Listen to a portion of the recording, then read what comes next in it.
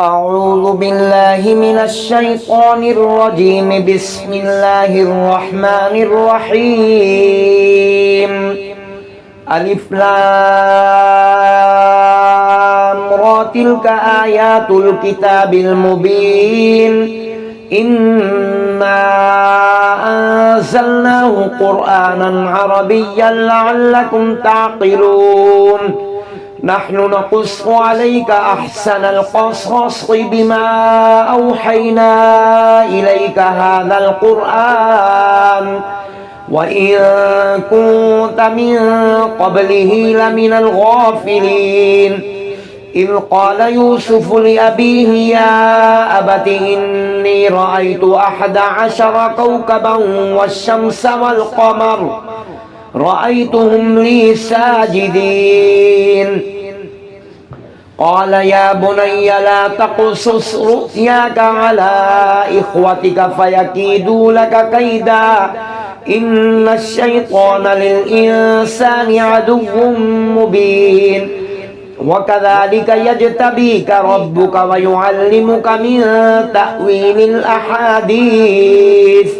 ويتم نعمته عليك وعلى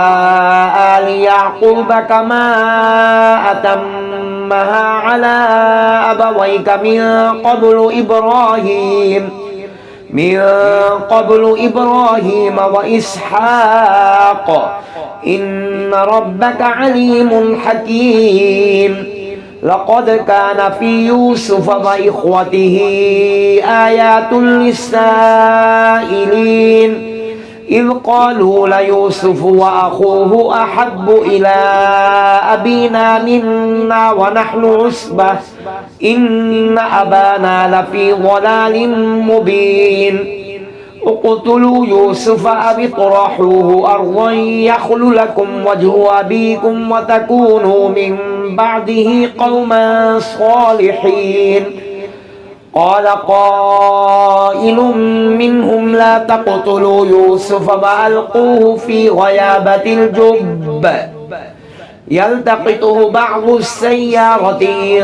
كنتم فاعلين. قالوا يا أبانا ما لك لا تأمننا على يوسف وإنا له لناصحون. أرسله معنا غدا يرتع ويلعب وإنا له لحافظون. قال إني ليحزنني أن تذهبوا به وأخاف أن يأكله الذئب وأنتم عنه غافلون. قالوا لئن أكله الذئب ونحن عصبة إنا إذا لخاسرون. فلما ذهبوا به وأجمعوا أن يجعلوه في غيابة الجب وأوحينا إليه لتنبئنهم بأمرهم هذا وهم لا يشعرون. وجاءوا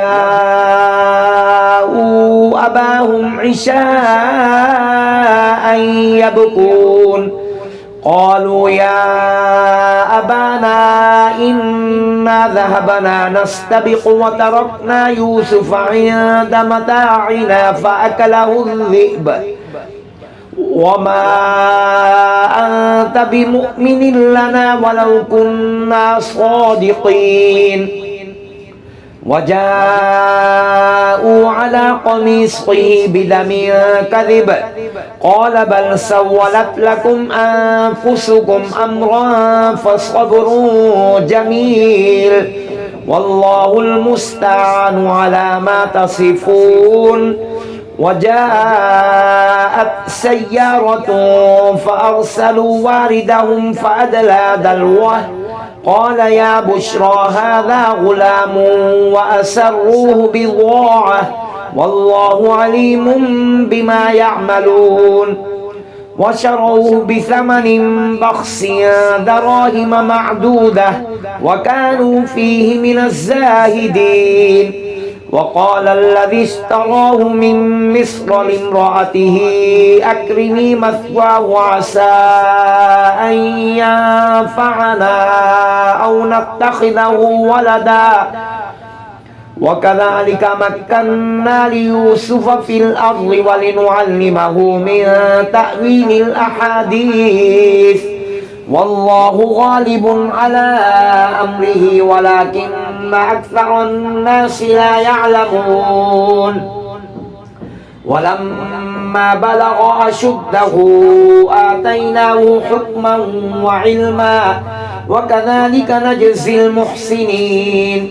وراودته التي هو في بيتها عن نفسه وغلقت الأبواب وقالت هيت لك قال معاذ الله إنه ربي أحسن مثواي إنه لا يفلح الظالمون ولقد همت به وهم بها لولا أن رأى برهان ربه كذلك لنصرف عنه السوء والفحشاء إنه من عبادنا المخلصين واستبق الباب وقدت قميصه من دبر وألف يا سيدها لدى الباب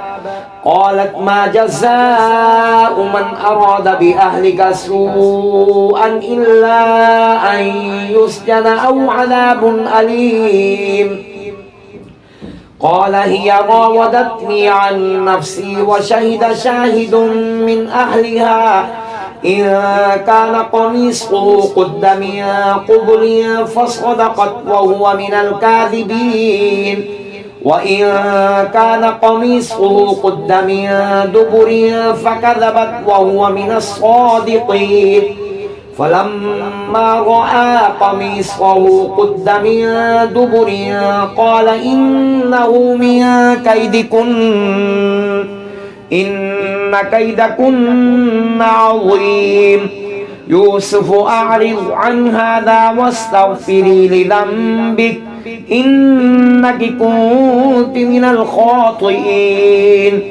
وقال نسوة في المدينة امرأة العزيز تراود فتاها عن نفسه قد شغفها حبا إنا لنراها في ضلال مبين فلما سمعت بمكرهن أرسلت إليهن وأعددت لهن متكئا وآتت كل واحدة منهن سكينا وقالت اخرج عليهن فلما رأينه أكبرنه وقطعن أيديهن وقلن حاش لله ما هذا بشرا إن هذا إلا ملك كريم قالت فذلكن الذي لمتنني فيه ولقد راودته عن نفسه فاستعصم ولئن لم يفعل ما آمره ليسجنن وليكون من الصاغرين قال رب السجن أحب إلي مما يدعونني إليه وإلا تصرف عني كيدهن أصب إليهن وأكن من الجاهلين فاستجاب له ربه فصرف عنه كيدهن إنه هو السميع العليم ثم بدا لهم من بعد ما رأوا الآيات ليسجننه حتى حين ودخل معه السجن فتيان قال أحدهما إني أراني أعصر خمرا وقال الآخر إني أراني أحمل فوق رأسي خبزا تأكل الطير منه نبئنا بتأويله إنا نراك من المحسنين قال لا يأتيكما طعام ترزقانه إلا نبأتكما بتأويله قبل أن يأتيكما ذلكما مما علمني ربي إني تركت ملة قوم لا يؤمنون بالله وهم بالآخرة هم كافرون واتبعت ملة آبائي إبراهيم وإسحاق ويعقوب ما كان لنا أن نشرك بالله من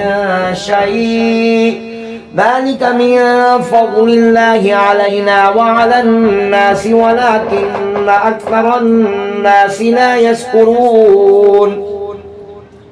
يا صاحبي السجن أأرباب متفرقون خير أم الله الواحد القهار ما تعبدون من دونه إلا أسماء سميتموها أنتم وآباؤكم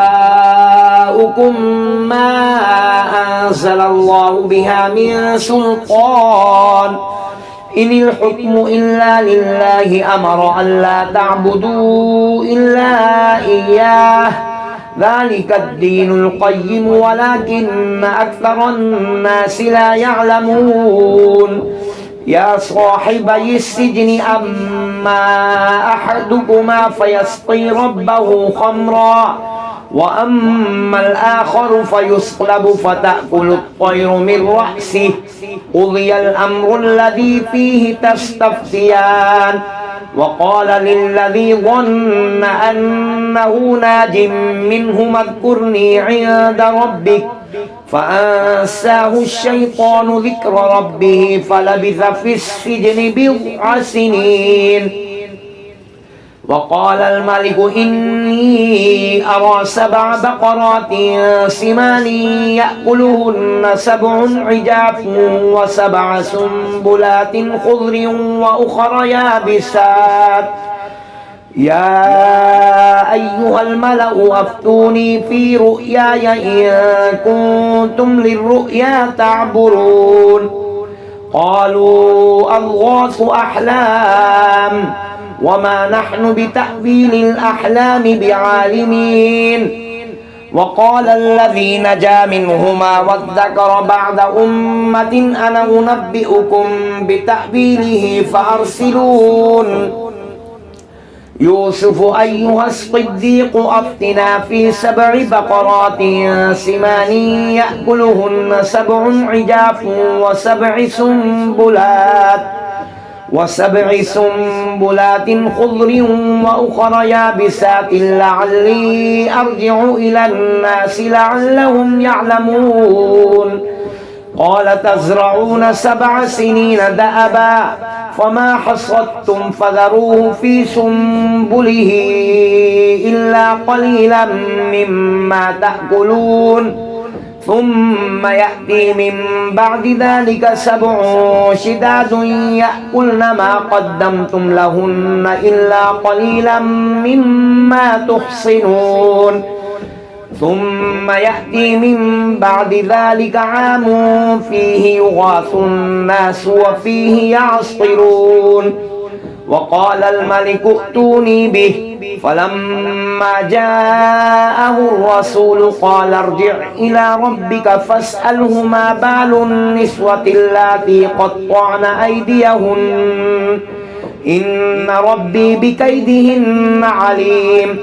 قال ما خطبكن إذ راوتن يوسف عن نفسه قلنا حاش لله ما علمنا عليه من سوء قالت امرأة العزيز الآن حصل الحق أنا راودته عن نفسه وإنه لمن الصادقين ذلك ليعلم أني لم أخنه بالغيب وأن الله لا يهدي كيد الخائنين وما أبرئ نفسي إن النفس لأمارة بالسوء إلا ما رحم ربي إن ربي غفور رحيم وقال الملك ائتوني به أستخلصه لنفسي فلما كلمه قال إنك اليوم لدينا مكين أمين قال اجعلني على خزائن الأرض إني حفيظ عليم وكذلك مكنا ليوسف في الأرض ويتبوأ منها حيث يشاء نصيب برحمتنا من نشاء ولا نضيع أجر المحسنين ولأجر الآخرة خير للذين آمنوا وكانوا يتقون لو وجاء إخوة يوسف فدخلوا عليه فعرفهم وهم له منكرون ولما جهزهم بجهازهم قال ائتوني بأخ لكم من أبيكم ألا ترون أني أوفي الكيل وأنا خير المنزلين فإن لم تأتوني به فلا كيل لكم عندي ولا تقربون قالوا سنراود عنه أباه وإنا لفاعلون وقال لفتيانه جعلوا بضاعتهم في رحالهم لعلهم يعرفونها إذا انقلبوا إلى أهلهم لعلهم يرجعون فلما رجعوا إلى أبيهم قالوا يا أبانا منع منا الكيل فأرسل معنا أخانا نكتل وإنا له لحافظون قال هل آمنكم عليه إلا كما أمنتكم على أخيه من قبل فالله خير حافظا وهو أرحم الراحمين ولما فتحوا متاعهم وجدوا بضاعتهم ردت إليهم قالوا يا أبانا ما نبغي هذه بضاعتنا ردت إلينا ونمير أهلنا ونحفظ أخانا ونزداد كيل بعير ذلك كيل يسير قال لن أرسله معكم حتى تؤتون موثقا من الله لتأتونني به إلا أن يحاط بكم فلما آتوه موثقهم قال الله على ما نقول وكيل وقال يا بني لا تدخلوا من باب واحد وادخلوا من أبواب متفرقة وما أغني عنكم من الله من شيء إن الحكم إلا لله عليه توكلت وعليه فليتوكل المتوكلون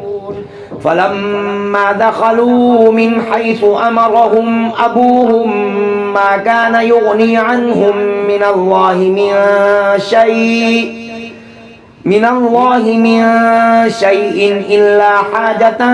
في نفس يعقوب قضاها وإنه لذو علم لما علمناه ولكن أكثر الناس لا يعلمون ولما دخلوا على يوسف آوى إليه أخاه قال إني أنا أخوك فلا تبتئس بما كانوا يعملون فلما جهزهم بجهازهم جعل السقاية في رحل أخيه ثم أذن مؤذن أيتها العير إنكم لسارقون قالوا وأقبلوا عليهم ماذا تفقدون قالوا نفقد صواع الملك ولما جاء به حمل بعير وأنا به زعيم قالوا تالله لقد علمتم ما جئنا لنفسد في الأرض وما كنا سارقين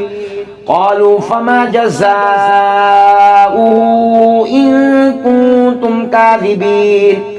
قالوا جزاؤه من وجد في رحله فهو جزاؤه كذلك نجزي الظالمين فبدأ بأوعيتهم قبل وعاء أخيه ثم استخرجها من وعاء أخيه كذلك كدنا ليوسف ما كان ليأخذ أخاه في دين الملك إلا أن يشاء الله نرفع درجات من نشاء وفوق كل ذي علم عليم قالوا إن يسرق فقد سرق أخ له من قبل فأسرها يوسف في نفسه ولم يبدها لهم قال أنتم شر مكانا والله أعلم بما تصفون قالوا يا أيها العزيز إن له أبا شيخا كبيرا فخذ أحدنا مكانه إنا نراك من المحسنين قال معاذ الله أن نأخذ إلا من وجدنا متاعنا عنده إنا إذا لظالمون فلما استيئسوا منه خلصوا نجيا قال كبيرهم ألم تعلموا أن أباكم قد أخذ عليكم موثقا من الله ومن قبل ما فرطتم في يوسف فلن أبرح الأرض حتى يأذن لي أبي أو يحكم الله لي وهو خير الحاكمين ارجعوا إلى أبيكم فقولوا يا أبانا إن ابنك سرق وما شهدنا إلا بما علمنا وما كنا للغيب حافظين واسأل القرية التي كنا فيها والعير التي أقبلنا فيها وإنا لصادقون قال بل سولت لكم أنفسكم أمرا فصبر جميل عسى الله أن يأتيني بهم جميعا إنه هو العليم الحكيم وتولى عنهم وقال يا أسفا على يوسف فابيضت عيناه من الحزن فهو كظيم قالوا تالله تفتأ تذكر يوسف حتى تكون حرضا أو تكون من الهالكين قال إنما أشكو بثي وحزني إلى الله وأعلم من الله ما لا تعلمون يا بني يذهبوا فتحسسوا من يوسف وأخيه ولا تيأسوا من روح الله إنه لا ييأس من روح الله إلا القوم الكافرون فلما دخلوا عليه قالوا يا أيها العزيز مسنا وأهلنا الضر وجئنا ببضاعة مزجاة فأوف لنا الكيل وتصدق علينا إن الله يجزي المتصدقين قال هل علمتم ما فعلتم بيوسف وأخيه إذ أنتم جاهلون قالوا أئنك لأنت يوسف قال أنا يوسف وهذا أخي قد من الله علينا إنه من يتق ويصبر فإن الله لا يضيع أجر المحسنين قالوا تالله لقد آثرك الله علينا وإن كنا لخاطئين قال لا تثريب عليكم اليوم يغفر الله لكم وهو أرحم الراحمين اذهبوا بقميصي هذا فألقوه على وجه أبي يأت بصيرا وأتوني بأهلكم أجمعين ولما فصلت العير قال أبوهم إني لأجد ريح يوسف لولا أن تفندون قالوا تالله إنك لفي ضلالك القديم فلما أن جاء البشير ألقاه على وجهه فارتد بصيرا قال ألم أقل لكم إني أعلم من الله ما لا تعلمون قالوا يا أبانا استغفر لنا ذنوبنا إنا كنا خاطئين قال سوف أستغفر لكم ربي إنه هو الغفور الرحيم فلما دخلوا على يوسف آوى إليه أبويه وقال ادخلوا مصر إن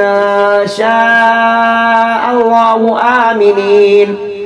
ورفع أبويه على العرش وخروا له سجدا وقال يا أبت هذا تأويل رؤياي من قبل قد جعلها ربي حقا وقد أحسن بي إذ أخرجني من السجن وجاء بكم من البدو من بعد أن نزغ الشيطان بيني وبين إخوتي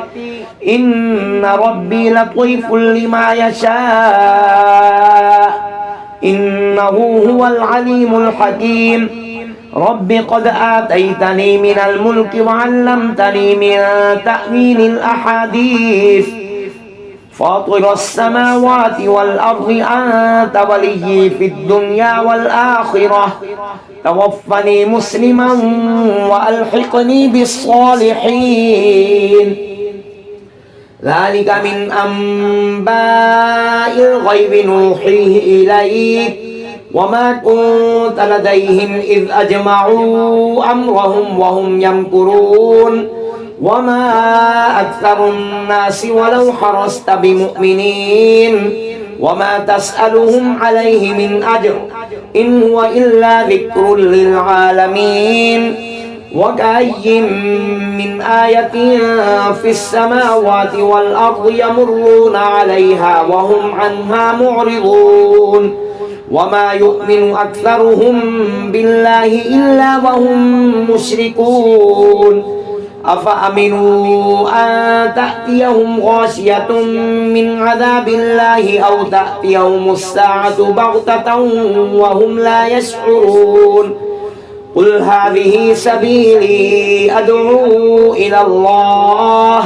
على بصيرة أنا ومن اتبعني وسبحان الله وما أنا من المشركين وما أرسلنا من قبلك إلا رجالا نوحي إليهم من أهل القرى أفلم يسيروا في الأرض فينظروا كيف كان عاقبة الذين من قبلهم ولدار الآخرة خير للذين اتقوا أفلا تعقلون حتى إذا استيأس الرسل وظنوا أنهم قد كذبوا جاءهم نصرنا فنجي من نشاء ولا يرد بأسنا عن القوم المجرمين لقد كان في قصصهم عبرة لأولي الألباب ما كان حديثا يفترى ولكن تصديق الذي بين يديه وتفصيل كل شيء وهدى